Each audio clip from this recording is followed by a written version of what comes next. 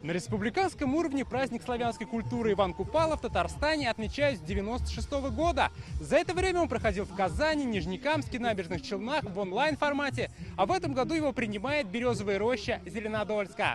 В парке раскинулись множество площадок с различными развлечениями и мастер-классами. В этом году все пронизано семейной тематикой. Каждый гость праздника мог закружиться в хороводе, сплести венок и спустить его на воду и загадать желание.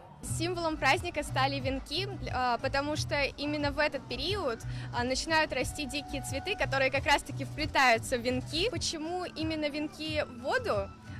Потому что издревле называли это обряд «молчаливая вода». Почему вода? Потому что ведь вода, она знает правду. Также в парке разместился шатер, где можно было записаться на военную службу по контракту.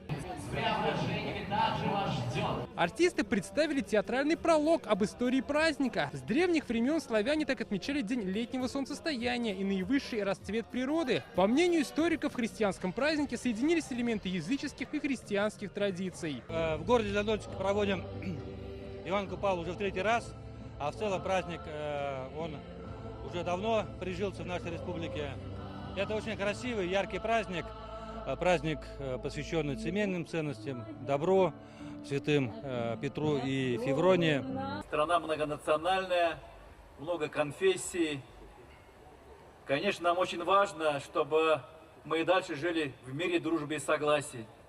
Как никогда вот такие мероприятия как раз укрепляют нашу дружбу, наше согласие. Дорогие зеленодольцы, гости нашего города, поздравляю вас с этим замечательным праздником, древним, культурным.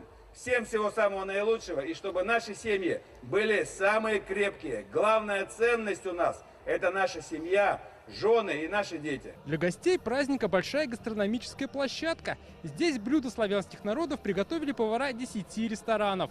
Как посчитали организаторы, в этом году праздник собрал около 30 тысяч гостей из разных регионов страны. Общение, столько народа, да, такая красота, здесь такая природа.